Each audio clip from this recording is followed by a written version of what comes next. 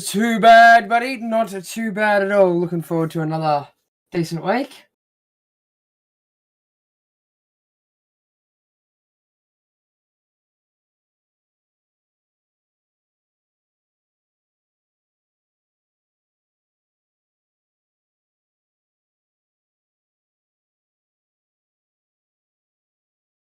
Magic.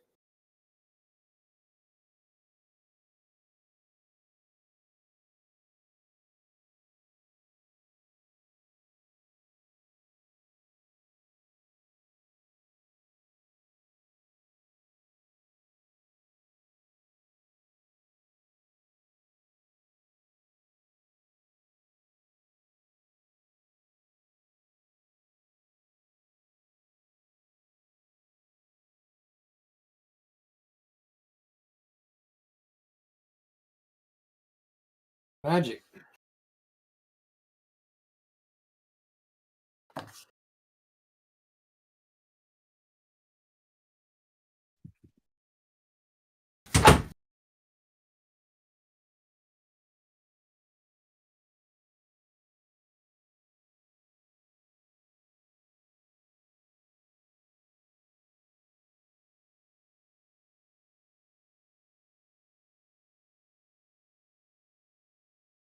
I'm good, guys. Thanks for having me.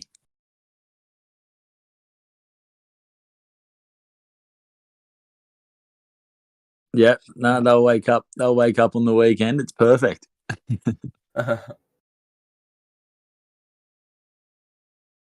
Exactly right.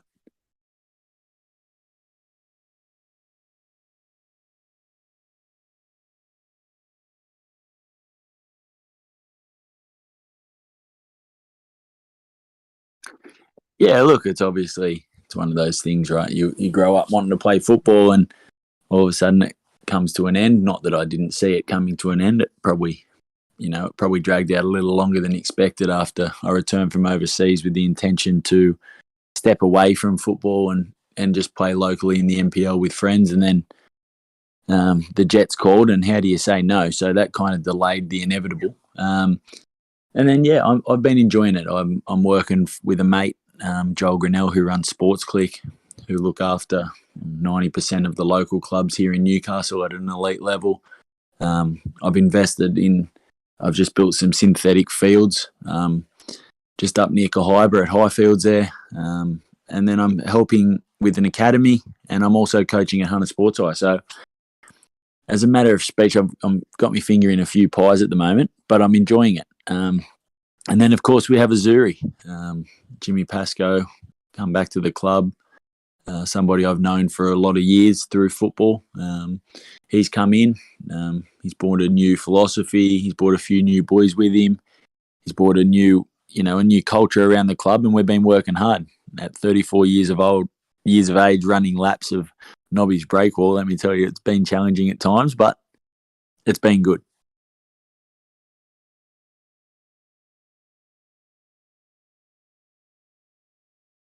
Yeah. Testing, 1, 2, 3.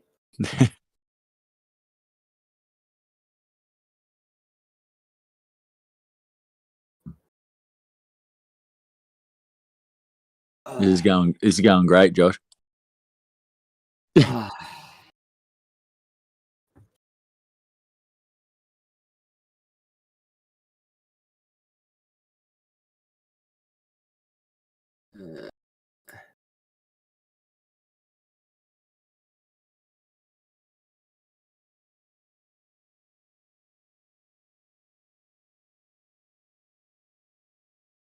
You are muted. Yeah, look, your end is. Josh, is Josh back on now? No, he's muted on his end. He's been muted. Okay. So the question was, what is going on with the synthetic fields that I've built? So basically, most people in Newcastle have heard of the gym, The Concept. It's a massive gym up at Highfields, and outside of the gym, there's a large grassed area. So myself with the two other investors, one being Josh, who is the manager of The Concept, and the other being Kira Lee, who's also like a director at Concept. The three of us have basically, we're running a facility we've built these synthetic fields. So Spears Point being the only synthetic field in Newcastle, the weather that came last year, we all saw how hard it was for not just the elite level, but community football, the kids of the next generation and things like that. There were months there where kids hardly could touch a ball because all the fields were rained out. So I just saw a need for it, or we saw a need for it, to put some fields up there. And we're leasing them out to clubs. Clubs are using them. They're booking them in for the whole season, knowing that they can get a 1 hour time slot for a very, very affordable price. And it allows them to know that training is on rain, hail or shine, basically. So that's the idea behind it. Yeah.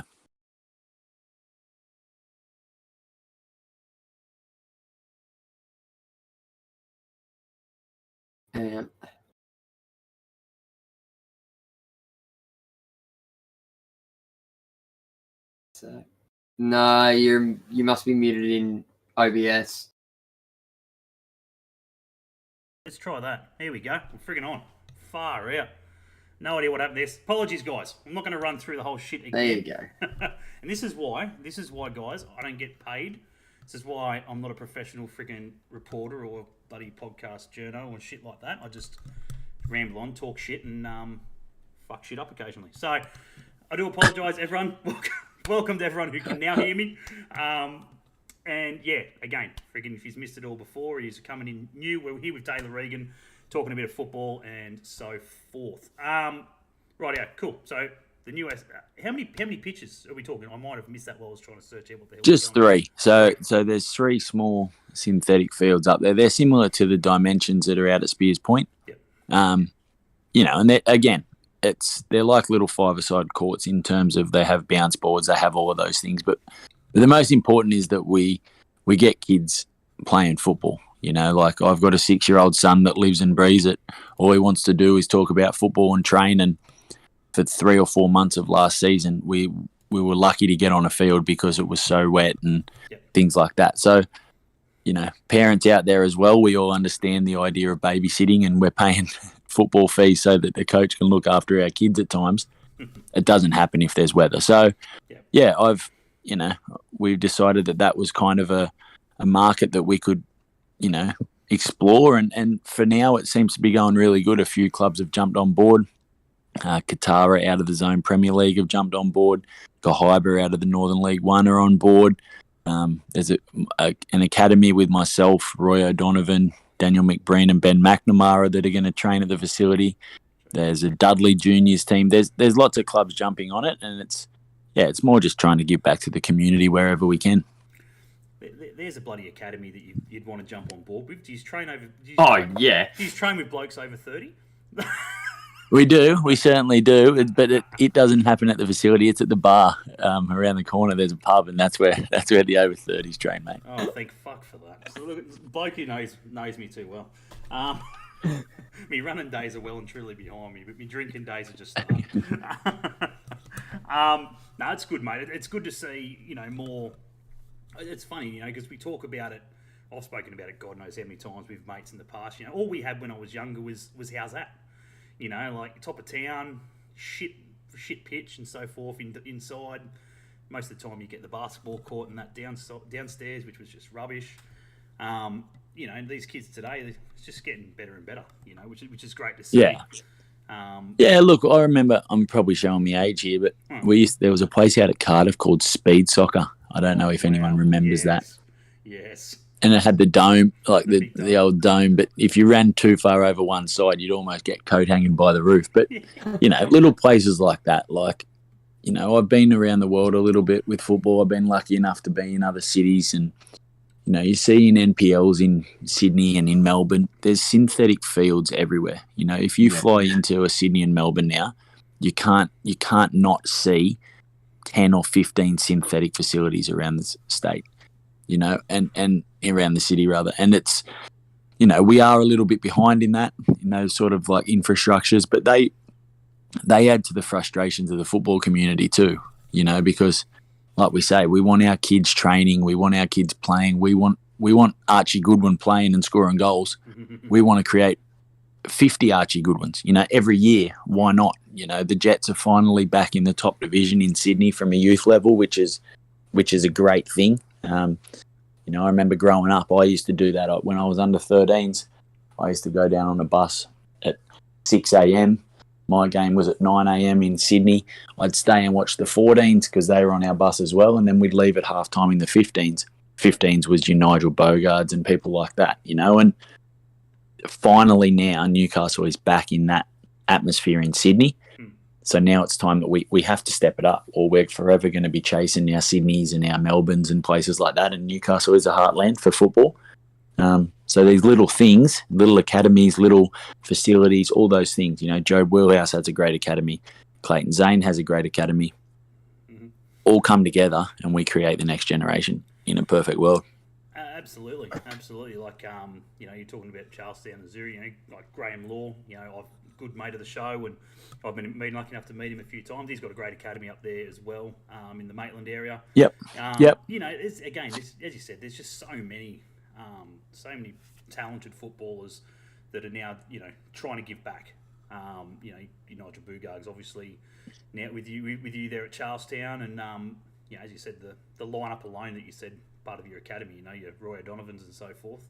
It doesn't get any better, Kids. I wish I had that growing up. You know what I mean? Like, we had nothing like that. Nothing like that. I remember playing for the Buds when I was 15, 16, in the under 14s and so forth, and we had none of that. It was just pretty much get in, train 2 days a week, and then train on your own. Finish school. Yeah, and I think that's the thing as well, is that the Jets train 4 mornings a week, and they're considered to be the most elite kids, and in many cases they are good, very good, like the top of the cream of the crop, right? Yeah. But at 13, 14, 15, you don't have to be the best player in the world.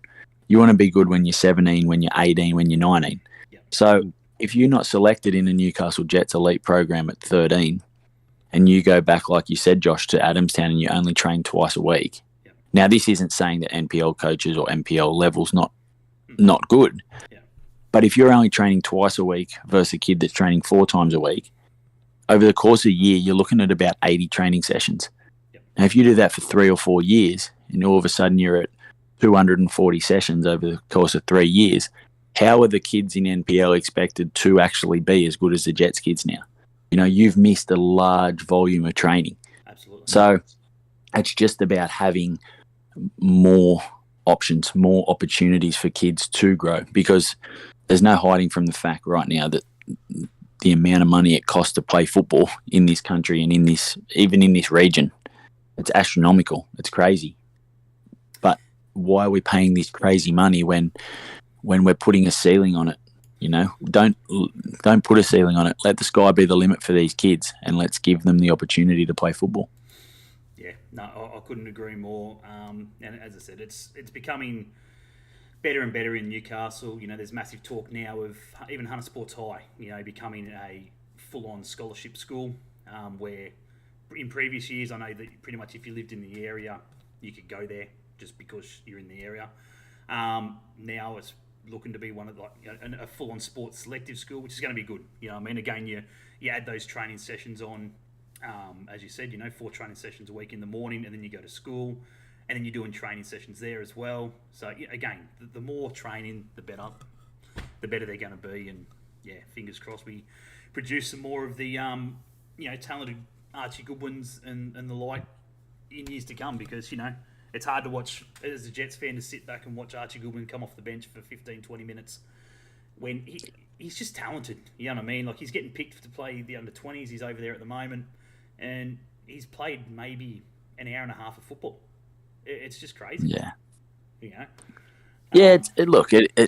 Archie's time will come. And don't get me wrong, Archie is a phenomenal talent.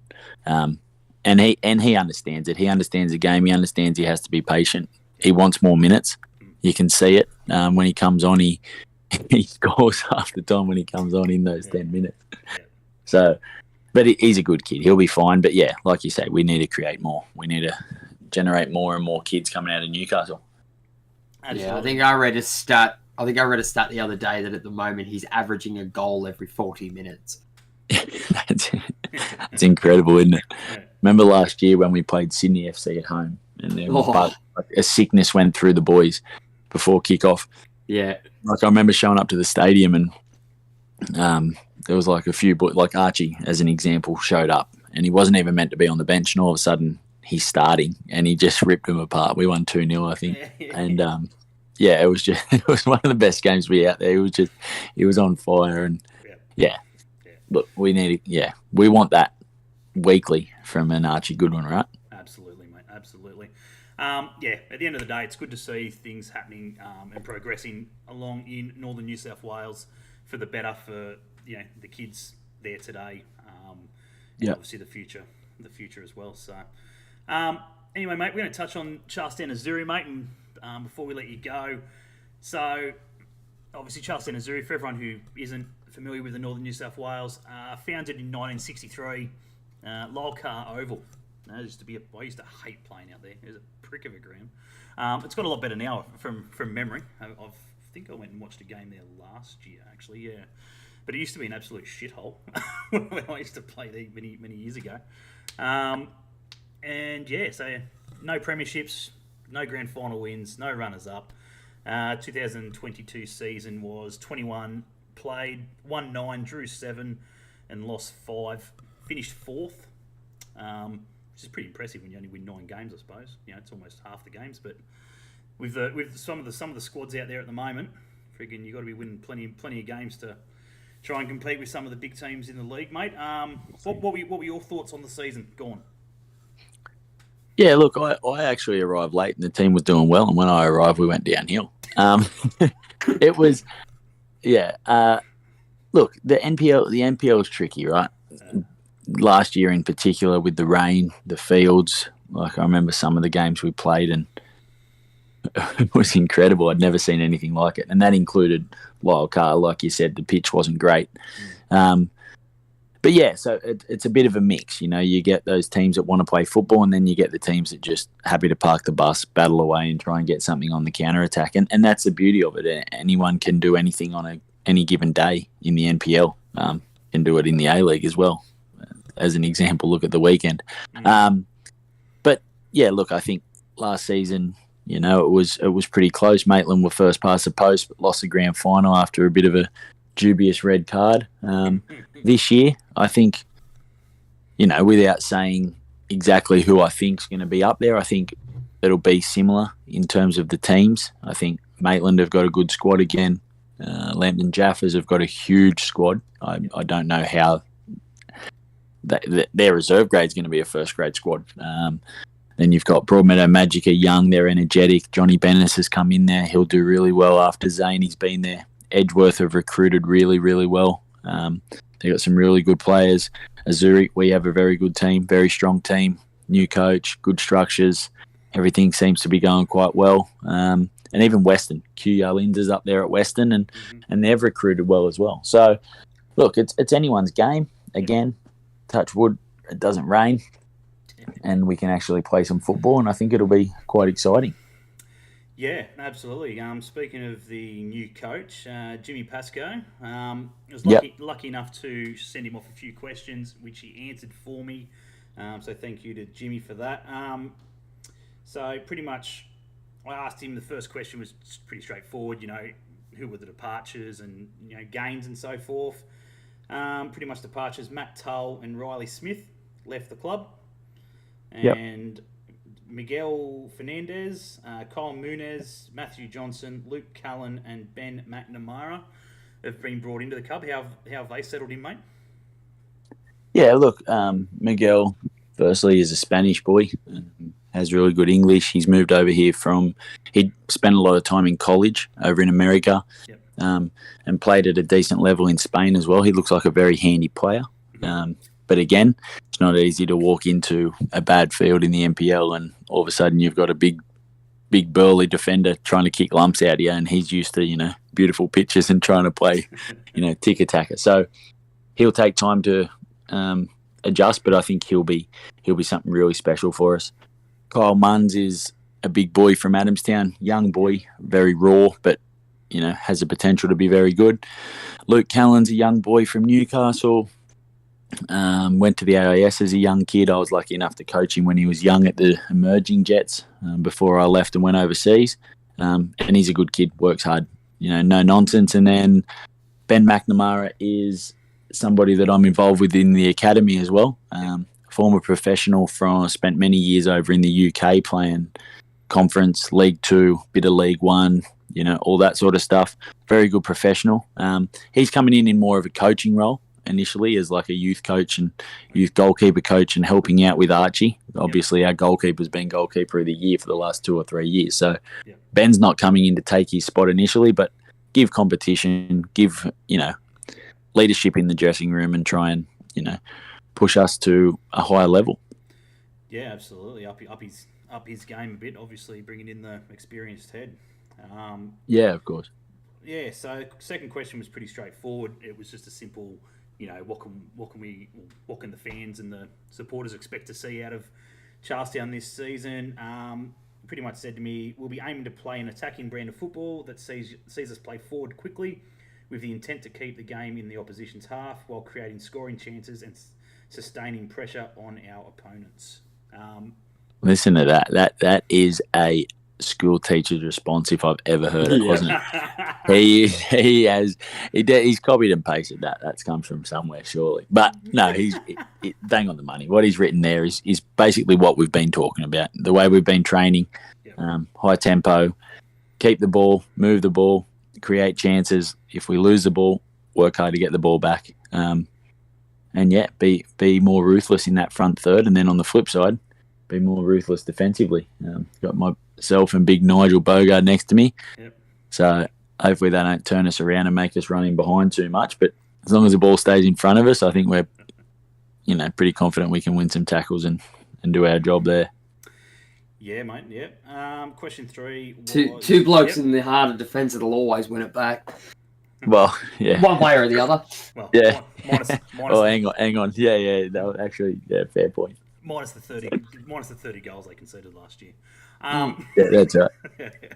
What have we got? The question 3 was pretty much, who can we expect to see? Who's going to be the talent? You know what I mean? Who's the player to watch, and so forth. And you said it there, the Spanish player. We've added a Spanish player who'll be interesting to watch. He's an attacking player who likes to take defenders on, and we are hopeful he will provide some real end product for us in terms of assists and goals. So pretty much everything you said there. Another team, mate. Another copy and paste. Well, he didn't say Taylor Regan was going to overlap and create goals. He didn't say anything like that. No. Yeah. I need a word. No, mate. He pretty much said that you get the. No, he's done you dirty there. He has indeed. Same old shit from the friggin' back to experienced heads. It's pretty much all he said. Yeah. If attackers look out, was pretty much all it was. Yeah. Watch the chop. What do we got? The fourth question was, who can we? Who do you think is going to challenge for the title? Who are going to be the teams to watch this year? Pretty simple one. You know what I mean? Like, I guess it's the same sort of. Pretty much every club that answered these questions have answered the same sort of, top 3. I'm expecting the usual suspects to be contenders again: Maitland, Jaffers, Magic, and Edgeworth. Is what he's put there. Which again, it's pretty straightforward. They are the benchmark. Along with you guys finishing 4th there. So yeah. Pretty much comes down to the ins and outs and so forth. And as you said, there's plenty of good teams there that have recruited well this season. Pepper's off to Edgeworth, I believe. So it's another one. Joshy Rose and Pepper and so forth out there. Yeah, Edgeworth are a good team. And Edgeworth are a good club, Warren Mills has got them in a great position. They've been consistently the best club in the region for probably the last 10 years now. So Gino's come in. He's, inherited a squad and had to make a few changes. And I think they'll be a very good side this year. Yeah, I totally agree there. And the final question is nice and simple for most people who watch Northern New South Wales football, but the ones who don't is, who's your captain and why? Pretty straightforward. Nigel Bogard, the most experienced leader we have. Bit rough there, mate. Oh, he's older than me. Yeah, well, yeah, fair enough. We'll play it on age, not experience. Captaincies. Who captained the club first? Say again, sorry? Who captained the club? Who captained the Jets first? Just clarifying. Yeah, you're right. I captained him before he did, but He was a Mariner at that point, wasn't he? I think. Yeah, No, he wasn't. He was already at Adelaide. I've followed Bogues my whole career. Yeah. He went to Hunter Sports. So played at Dudley. Mm. I played at Dudley. He went to Hunter Sports. I went to Hunter Sports. He played at the Jets, albeit Newcastle United. Yep. And then I went there. Then he left. Then he played at Adelaide. I went to Adelaide. He came back to the Jets. I came back to the Jets. He went to Azuri. I went to Azuri. You won't believe it. It's sickening. And he lives about 300 metres away from me too. Should the wives be worried? Scary, isn't it? But I bought this house first, so he moved closer to me. Jesus Christ. Look out for the wives, eh? They must be checking over their shoulders, I reckon. Fucking hell. So that's pretty much it there. Thank you again to Pasco for giving me those answers. I do muchly appreciate it. Other than that, mate, we hope you have a good season, mate. You know, no injuries to you anyway. Thanks, mate. I'll be right. Don't go soft. It's good. No. It's good to watch the timber fly. Yeah.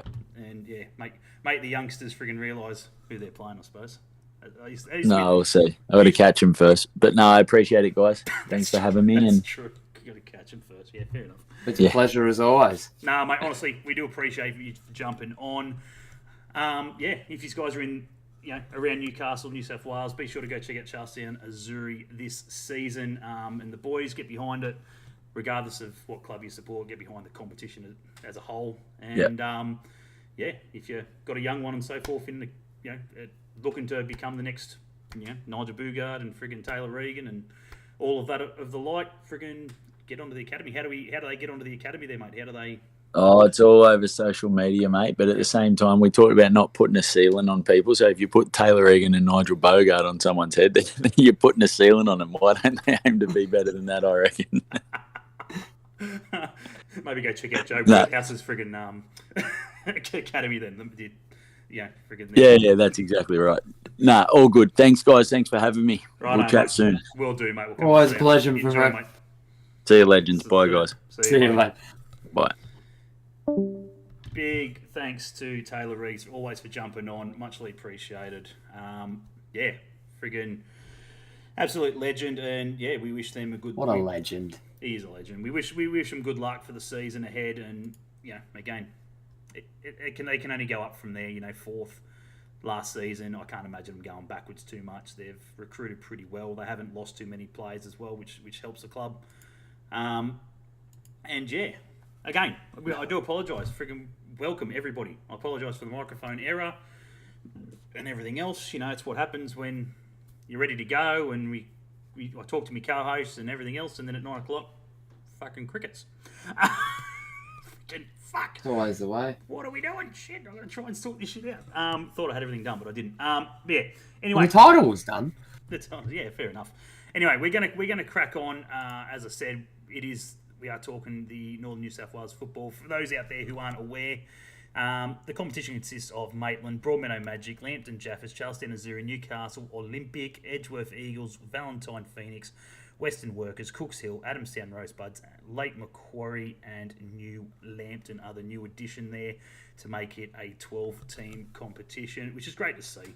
I can remember when it used to be only like an 8-team sort of comp, and here we are, years on, and we've got 12 teams in there, and fingers crossed it only gets better with the second division coming through, and then it'll make more teams promoted, I gather, and make it more interesting to want to be in that NPL. You know what I mean? It'll make the other clubs work harder, so which will be good to see. What was I going to say? It was something, and I can't remember what the hell it was, and I think I deleted it. No, I didn't. Happy days. As I said, we were going to read the chat, and it's Reegs. I still have his hip and shoulder from the FFA Cup on repeat. Arguably the greatest tackle in Australian football.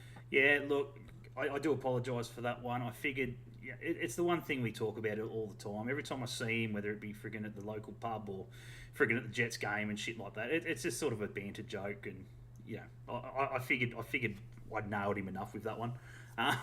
Again, I brought it in again today, so you just can't help yourself. As who was it? Elliot, was it? Yeah. It's just one of those things. You know what I mean? You could just. It's like a fine wine. It could put you to sleep. in a good way. Yeah, it's like a fine wine, mate. It only gets better with age. Absolutely. Anyway, so we're going to quickly touch on the competition at hand. We're going to go through New Lambton first. As I said, the new kids on the block, founded in 1917, first season in the NPL. So congratulations, 47 years. That's since they've been in the sort of top flight division in Newcastle. Alder Park is their ground. Fingers crossed they get some work done out there because, again, when it rains, it's a shithole. So fingers crossed the rain gods stay off this season. Obviously no premierships, no grand final wins, no runners-ups. And 2022, they were the winners of League One, as I said. 18 games, 14 wins, 3 draws, 1 loss. So, again, it's pretty clear that, they had a dominant season last year, only with the 1 loss. There wasn't as many teams. They don't play as many games. And, I think that was the third victory, third grand final on the trot. So, no different to Cooks Hill when they came into the competition. They came into the comp, 3 grand finals in a row, and here they are. Now we've got 3 grand finals for New Lambton, and here they are. So, good things there. What do we got? New Lambton women play some games at the Jaffers ground. Yeah, look at that. There you go. Congratulations. Good on you. Good on them, for sharing the ground up. In saying that, Lambton play their first game against Maitland, which we'll touch on shortly, at Adamstown Oval on Friday night. Very confused, but anyway, there must be a reason for it. I was lucky enough to get a message from the new coach there out at New Lambton, Tom Davis. He's been around the traps. He knows his football, and as we can see from last year, very successful and very good at what he does there in the coaching side of things. So I'm just going to read this out. It is a bit of a friggin' novel, and again, I thank him for it because at the end of the day, it could have been nice and short, nice and sweet, straight to the point. As I said, first question I asked him was ins and outs. Second question I asked was, what type of football can we expect to see? Third one is, play to watch. Fourth one is, who does he think is going to sort of challenge for the title and going to be the team to beat? And obviously the captain, who is he and why? So I'm going to ramble off this. Do apologise if it's a little bit long, but again, I find it really good when you ask a club if you can answer these 5 questions. We're doing a little podcast on them and stuff like that they really want to get as much of their name out there, especially being a new club, which I find fantastic. So it is our first year in Northern New South Wales NPL, and for the first time in 45 years, well, there you go, stand corrected. Apologies. The club is back in the top division in the region, having won 3 premierships in a row in Northern League One. Key inclusions for this season, being our first season in the NPL, the club wanted to focus on retaining as many players as possible from our 2022 squad and continue to provide opportunities to our youth players. These players have brought the club success over the 3 premiership winning seasons. We have looked to add some NPL experience to the squad with the following signings: Kent Harrison from the Newcastle Olympic, George Mason, University in Virginia. So they're the 2 guys that they've brought in. Unfortunately, George won't join them until the middle part of the year, as he's still playing college football over in America. Sam Maxwell from Edgeworth, great signing there. Sam Maxwell absolutely killed it last year for Edgy. Kai Bradley from Lambton Jaffers, another good one. Lewis Townsend from Newcastle Olympic again, and Dane Falcani from Maitland. They're putting some great signings there. Yeah, I mean, oh yeah, really good experienced players, a couple of young ones there as well. And I think the biggest thing for me is they're retaining their youth. You know what I mean? They're not just throwing them to the scrap heap and going, thanks for the last 3 years. You got us here, and now we're going to freaking fill it with massive NPL experience. Yeah, throw everything at the wall and see what sticks. Absolutely. So they'll be good to watch. They'll be really good to watch. I know our good friend Andy Roberts, the general, has backed them a fair bit. He is the major sponsor of the ladies, Gentlemen's Outfitters, and I know he does a lot there in the background, as well as Clayton Zane. Clayton Zane's part of the club as well. So they've got some good heads there, good experienced heads and professionals to see them hopefully do well in their first season. Type of football is always going to be a tough challenge going up a division, but the club and players have been working hard to be prepared. Our style the style will speak for itself when people watch us play. At the end of the day, we want to win football matches, and to do this, it requires hard work and discipline. So, at minimum, the players aim to show this on the pitch. Fantastic, solid answer. You don't want to give it all away. You're a new club on the block. Who knows who's listening to this podcast right now? Hopefully, everybody from the NPL. Players to watch. I prefer not to highlight any one particular player, but I think a lot of our core players from our 2022 squad will surprise a lot of people who haven't watched us play over the past couple of seasons. Good answer. I like that answer. Back, as I said, again, back in the squad that he's got from last year. You know what I mean? Bringing in where he sort of needs to strengthen up, which I'm going to say is probably at least the striker position and probably defence. They're probably the two ones where you sort of wanted those sort of experienced heads to lead the rest around. Yeah. But going with sort of the midfield core of last season, which is going to be good. What have we got here? Challenging for the title this season. Every team is a chance if they get it right. Squad balance, form, and moment. But the top 5 of last season plus Edgeworth have to be the favourite. There we go. Club captain is Corey Dad Nicholas. Captain for the past 2 seasons, his 4th season at the club, and his leadership since he became an Eagle has been invaluable. Well, that, eh? Good luck to Corey Dad Nicholas. There you go, eh? The dad of the group. Team captain is Alex Bozanovsky, goalkeeper for the past 2 seasons, and has brought a lot of stability and leadership to our defensive line. And that's it. Cheers, Tom Davis. So again, it's going to be an interesting season for those guys. They dominated League One for the last couple of seasons, and I'm pretty sure they're well aware that they're not going to dominate this league. It's you know what I mean. It's not a, you know, I'm pretty sure it's, you know, look, if we don't finish last, happy days. I think they'll be looking for a middle of the table finish would be probably realistic, just to see where they sort of need to strengthen up. You know what I mean? Going in with obviously a fair few players from last season, it may hurt them. There's no question about that, and they know that, I'm sure. But, it'll be good to see what happens to them this season. So, again, be sure to get around them and go and support the new kids on the block down there at Alder Park this season. We're going to jump straight into it, guys, because, as I said, we spoke to Taylor Regan. No offence, but more than we expected to. I didn't want to hold him here for too long, and we were sort of just... Chat with Regs? Yeah, it's it. Yeah, we sort of were meant to be just chatting about the NPL, which is what we're talking about today. But, you know, again, we chat away as always because he's so easy to chat with and so open. Cooks Hill. Cooks Hill. Didn't get much off Cooks Hill, unfortunately. So we'll run through them pretty quick. 1997, second season in the NPL. Home ground, Farnley Dow's Athletic Field. NPL stats, 0-0-0. Obviously, their second season in. Last year, they played 20, won 6, drew 3, lost 11. Those guys finished 9th out of 11. 18 points, I believe. Yeah, 18 points. And what was it? 36 goals for 43 against. Obviously, that's where it hit them hardest.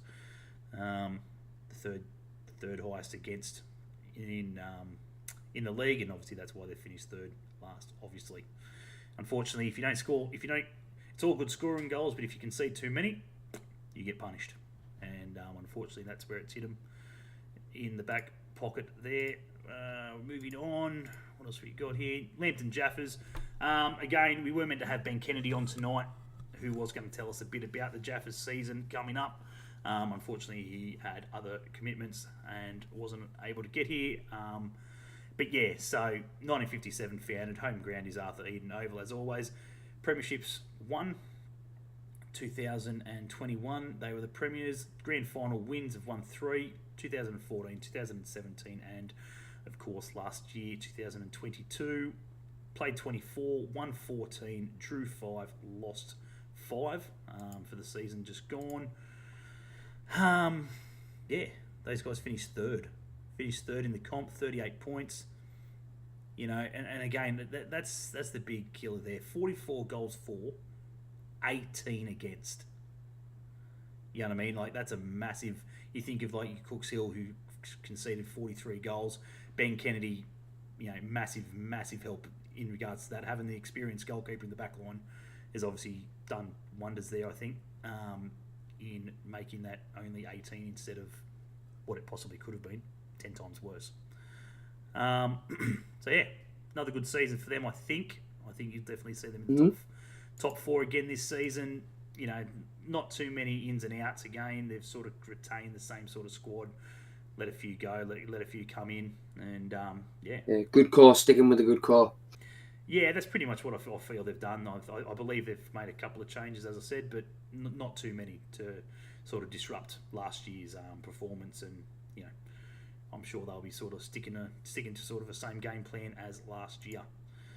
What do we got? Western Bears, again, one of the other clubs that unfortunately didn't get back to me in regards to these questions. 1906, they were founded, one of the oldest clubs in northern New South Wales. What do we got here? Rockwell Automation Park is their field. Not a bad field out there at Western, to be honest. It's solid as shit. Bloody like literally a full cricket pitch. So hard. But yeah, nice and flat. Put it that way. 0 premierships, 0 grand final wins, 1 runners up in 2014. So there we go. 2022 season, played 20, won 8, drew 2, lost 10, and those boys finished, I believe, in 8th. Yeah, 8th place for those guys. 26 points, 34 goals against, 32 for.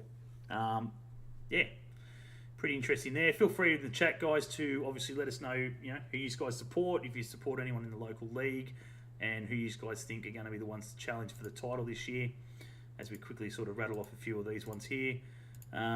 Maitland, again, another club that didn't get back to me, unfortunately. 1961 founded. Cook Square Park is their home ground, an absolute shithole. Hate that ground with a passion. I've done some mischief on that friggin' pitch. I friggin' nearly broke my leg friggin' there one year and put my tooth through my lip one year. Yeah, that was special. I went down for a header. He went up with his foot and absolutely nailed me in the jaw. Thanks for coming. So that was special. Premierships won 2022. So last year they were the premiers. Grand final wins 0. Now that's a massive kick in the teeth, considering 2019, 2020, and 2022 all runners up. Like it's a hard slog. You know what I mean? It just proves that, you know, at the end of the day you win the premiership, but it's not always fun and games. 2022 season, played 22, won 14, drew 3, lost 5, and because of that sees them top of the table, as we just said. 42 points and 57 goals for and 32 against. Again, pretty rock solid attack. Their front three is pretty tight, and Matty Thompson I think still running around up there as well. Would be not bad either. So what do we got there? So that's that one there. What else have we got? Moving on. The Rosebuds, another club that unfortunately didn't get back to me. 1889. One of the, again, we're talking about old clubs and so forth. These guys are definitely up there. My old club, home ground, Adamstown Oval. You know, to me, it's a palace. I used to love playing there as a kid, and you know, again, it's just one of the nicest pitches. The ground, it's old. You know, not much has changed since 1889. You know, the clubhouses, the sheds are still sort of very old and so forth, and they've got a lot of history under there and so forth. It's great club to play at, or like great ground to play on. If he's done so, no premierships, no grand final wins, no runners up. It's pretty sad to see as a Buds fan, but it is what it is. Played 22, won 2, drew 2, lost 16. Well, that fucking says a lot. Finished 10th, second last, 1 point above Lake Macquarie, who finished last. 19 goals for, 64 against. Mate, fucking hell, that's shambles, isn't it? Absolute shambles. So, at the end of the day, the only ways up. You can't get much rock bottom than that. Yeah, look, unfortunately, Adam Stanton have struggled for a number of years now. It's been hard to watch, as I said, as a Buds fan. But fingers crossed, they start turning it around and we move forward, upwards and upwards. Broadmeadow Magic. Broadmeadow Magic, well, look, what can we say about Broadmeadow Magic? FA Cup runs have been fantastic. Probably one of the most successful clubs over the years.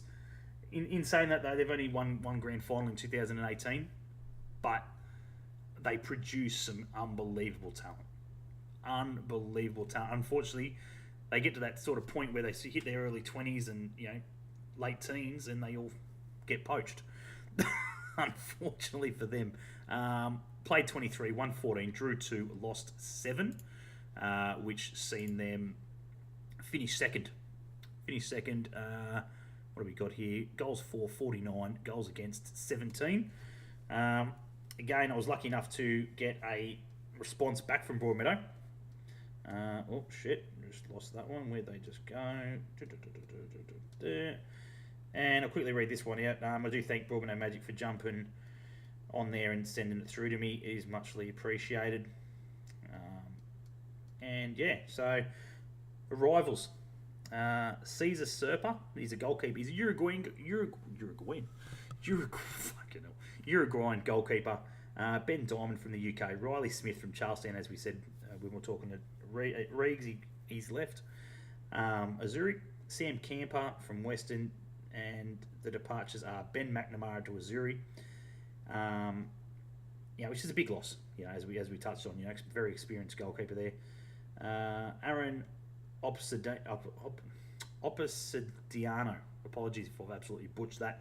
He's gone down to Melbourne NPL. He, I believe, is playing for Green Gully. As I said, they produce the goods and then they send them off to the big NPL clubs. Jordan Jackson is off to Melbourne as well. I do believe he's gone to Dandenong Thunder down there. Jacob Dorse, well, we all know that story, off to Perth Glory, absolutely dominating over there at the moment, making some of the professional athletes look very silly for Perth Glory. And Damon Green went to Maitland, and Chris Berlin retired, the old dog. Number 2, what can we expect out of their formation and so forth? Continuation of our attacking play from last year. Very youthful team, again, accomplished dribblers in the squad to break lines, and fast wingers to use the full width of the big Matchik pitch, and I can contest with that. It is a fucking massive pitch. You talk about Phoenix's pitch, Ben, friggin' being big. Holy shit. It's easily on par, if not bigger.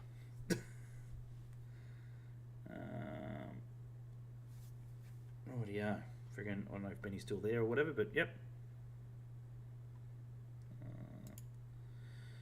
I'll probably put him to sleep, to be honest. It's probably fucking nothing unusual there. Maitland will be tough to beat again. Biggest improvers will likely be Edgeworth, who have recruited well all over the park. And 5, team captain is Jeremy Wilson, natural born leader through example, magician from under 15s to captain his club, plays with immense pride in the jersey and leaves nothing in the tank. Club captain is Ryan Ensor, social glue and the dad of the group, a teacher by trade and teacher by nature to the youth of the group. So, yeah, they'll be hard to beat, as we said before. They're pretty much one of the dominant teams every year up there and about, so another team to beat. Late Macquarie, unfortunately, didn't get back to me. 19-12, Macquarie Field, and 0-0-0 in the grand finals, runners-up, etc. Played 20, 1-2, drew 1, lost 17. They finished rock bottom, 1 point behind Adamstown on 7 points. Struggle streets for them. I know they've recruited well in the backroom staff department, and fingers crossed they've recruited well in the playing department, because they need a lot of improvement, unfortunately, for those guys. Valentine Phoenix, 2008, they were founded, which is freaking hard to believe because I played there as a youngster and can't believe it's only 2008. They were founded. They've won nothing in the NPLE, the Premiership's grand finals, runners-up. Played 21, 10, drew 1, lost 9, which seen them finish 7th, which is a freaking good finish for them in compared to recent years where they've struggled a lot, and I thought they were going to get the chop down to League One personally. But, yeah, making their way back up. got? Newcastle Olympic, founded 1976. Home ground is Darling Street, which they're doing massive renos to and so forth, which is looking pretty good. No premierships, no grand final wins. They were runners-up in 2015. Played 22, won 11, drew 4, lost 7 in last season. That's seen them finish 5th outside the finals race. I'm sure Joel Griffiths will be looking to better that this year. The King of Newcastle did get back to me, and I do thank him very much for that. So we promoted a few boys from reserve grade: Nathan Toby, Adamstown, Hamza Moosvi from America, and Grant Mitchells are the other boys that have come in from his American as well. What type of football can we expect to see from you guys this season? Don't care in stunt. It's such a Joel Griffith answer. It is such a Joel Griffiths answer. You can't get much better than that. Literally, freaking don't care in styles, just care about winning. Fucking, you've got to love it. Players to watch this season: Braden Crowley, James Thompson. What opposing team do we think will challenge you for the title? Maitland, he believes, is going to be the team to beat. Who was your team captain for 2003? Marcus Duncan and Joey Langlios. Oh, Joey Langlios back at Newcastle. There we go. Yeah, can only get better for those guys this year. Obviously chasing finals football. Edgeworth Eagles, founded 1892, home ground, Jack McLaughlin Oval. Premierships, obviously the kings of the NPL here in northern New South Wales. 5 premierships, 4 grand finals, 2 runners-up, 20 games, won 10, drew 2, lost 8 last year, and unfortunately that's what killed them and killed their season. Finishing 6th, they struggled last year to sort of score the goals, and unfortunately they conceded too many as well. I did get a message from the guys at Edgeworth. Again, big thanks. Departures: Sam Maxwell left the club, Liam Wilson and Jeremy Brocky has left. Inclusions: Jacob Pepper, which is a big gain, Andrew Polyak, which is another friggin' absolute great signing. High energy and work rate and focus on creative football is the what we can expect to see. Plays to watch is Josh Rose and Jacob Pepper. Team to watch is Maitland and Pat Wheeler. He's experienced and well respected as the captain of choice. So yeah, I've sort of lost a lot of people here. It's probably one of the worst things I've ever friggin' done was try to do a NPL sort of friggin' final. I think I've even lost Benny. Benny, you still there, mate? Nah, totally lost him. Well, there we fucking go. Anyway, that's pretty much that for the for what we can expect this year from the clubs. Last one there in regards to that is obviously the round 1 fixtures, where we see Lambton Jaffers, as I said, take on Maitland at Adamstown Oval, 8 o'clock Friday night. Broadman and Magic at home to Western Workers on Friday night at 8. New Lambton play Charlestown Azuri at Alder Park 2:30 on Saturday. 3 o'clock we've got Cooks Hill versus Lakes Macquarie out at Fernley Dorse Athletics there at Cooks Hill. Also at, what have we got there? 5 o'clock. 5 o'clock Newcastle Olympic versus Edgeworth. Twilight game there at Darling Street Oval. That'd be a good one. Probably game of the round, that one. And obviously on the Sunday to round it out, Adamstown Rosebuds versus Valentine at Adamstown Oval. Yeah, good luck to all the teams out there playing this weekend in the round 1. And yeah, big shout out to obviously all the all the coaches and all the players and all the supporters, I suppose, of every club out there. Yeah, get along, see the local football. It's great to watch. As I said, I'll be there plenty of times this season to watch the local football. I do love me local stuff. Yeah, other than that, we've lost everybody. Well, how's the chat? Who have we got left in the chat? There's only about 5 people in here at the moment, which is pretty average. Might be a friggin' first and done with this one, unfortunately. If anyone's still with us, is anyone still with us? Cooks Hill Ground is across the road from number 2. Oh, there you go. Oh, yeah. Yeah, it would be. All the friggin' netball fields and all that shit there. That makes a lot of sense, mate. It makes a lot of sense. Yeah, have we got anyone left? Is Noopy doing a lurk? Oh, of course Benny's here. Of course Benny's here. And pretty much Benny. He's gone! Benny's gone. Benny's gone. No idea what happened there. We've lost him. He's gone to the shit house. Whatever. No idea. Thanks for coming, Benny. Friggin' late arrival. Early end. Fantastic. I'm waiting to chat shit. Ah, mate, here we are. As I said, we're going to quickly touch on the chat shit. Benny came up. We may as well quickly talk about it. The racist of the group. Came up to Newcastle to support Western United. Good on him. Him and his mate travelled from Albury to come up and watch what I thought was going to happen would be Western United getting beat by the Jets from our run of form and how poorly the Western have played over the last few weeks. But unfortunately, they put it on in the men and the women. 9 goals for, I think it was, and 1 against. So pretty good effort over the men and the women. Yeah, I don't know, man. The Jets look pretty average. What was everyone else's thoughts? Elliot, Lukey, anybody? What were your thoughts? It was one of those ones. I don't think we overly played well. Oh, sorry. I don't think we overly played bad. You know what I mean? Like we had a few good chances there. We just didn't take them, and so the possession wasn't too bad either. But yeah, I don't know. Western they counted on the opportunities and they took them. At the end of the day, that's what wins you games. I blame you, Josh, for sitting with Western United. Yeah, that's probably what it freaking was. It's probably what it was. What can I say? You know, they sung louder than friggin' bloody the fucking Newcastle Jets supported group. So, you know, freaking good kudos to Betty. But yeah, anyway, I think we've got Wellington this week, so fingers crossed we can turn it around over the ditch and produce some decent football out there. Boy, do I hate Novocastrians. Yeah, not as much as we hate you guys. So feel free, stay down there. Yeah, hopefully turn that around against Wellington, and then I believe we've got. Fuck, I had it in the top of your head, but I can't remember who it was now. I think we play someone at home. It might be Adelaide. I think it's Adelaide at home after that. The girls, fucking hell, the girls. Like, what can I say? It was, mate, I'm so glad I got called into work because it was fucking hard to watch. I'm so glad I didn't go there to watch that shit. It was terrible. They wouldn't chase. I don't know if anyone's seen my post on one of the pages or some shit like that, where I said they probably should have just let the dogs loose and they would have chased more ball than what the freaking girls did. It was fucking atrocious. Some of the worst football I've seen from the Jets women in a long time. And again, I don't know. It was just, hard to watch. The defence was just non-existent. They just weren't there. They weren't chasing back.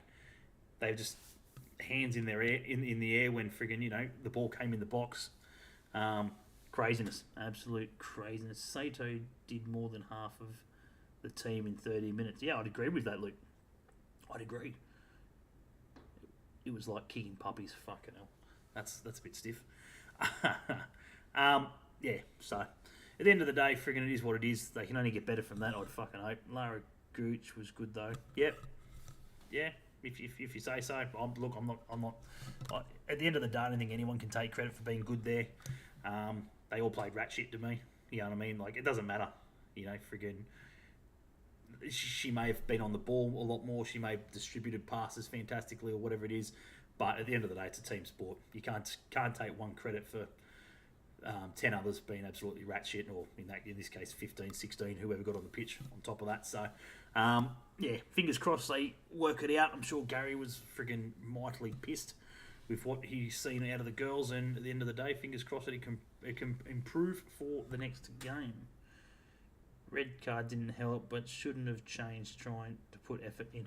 Nah, I said that to Claire Qualo, one of our goalkeepers, and I said, "Friggin', I don't believe that the red card changed anything. I still think it would have been that sort of scoreline, maybe not that high. Let's say 5-0, which again still isn't good enough. They didn't want it, and the red card should have made them want it more. You know what I mean? We should have at least seen a lot more effort out of the other 10 to sort of friggin' go, well, fuck me, this is the shit you've put us in. But now we've got to work twice as hard. But they didn't work harder at all. You know what I mean? They just sort of went, oh, well, fuck, it's gone. Just, whatever. Melbourne City this week for the women. Yeah, fuck over that. Miss you already. Yeah. Cheers, Benny. Stay in Albury. You're racist. Anyway, but yeah, so at the end of the day, that's pretty much it. Friggin', it is what it is. Shit game. Shit state of events. And we move on. We move on to next week, and fingers crossed it can only get better for the men and the women. Hopefully the men go back to winning ways. As I said, they're still well within a chance of cracking that top 4. There's no doubt about that. Still only a couple of points away from that. So if we get on a good run again like we've done in the previous last 5 weeks, fingers crossed it can turn around and the fans can get to the game. So I think it was 5,300 or 6,000. I was like within 200 the other day when I was talking to Benny about what I thought the crowd was early, and then it came up. I was about 200 off. It was rat shit, put it that way. Absolute disgrace. Saturday, 5 o'clock.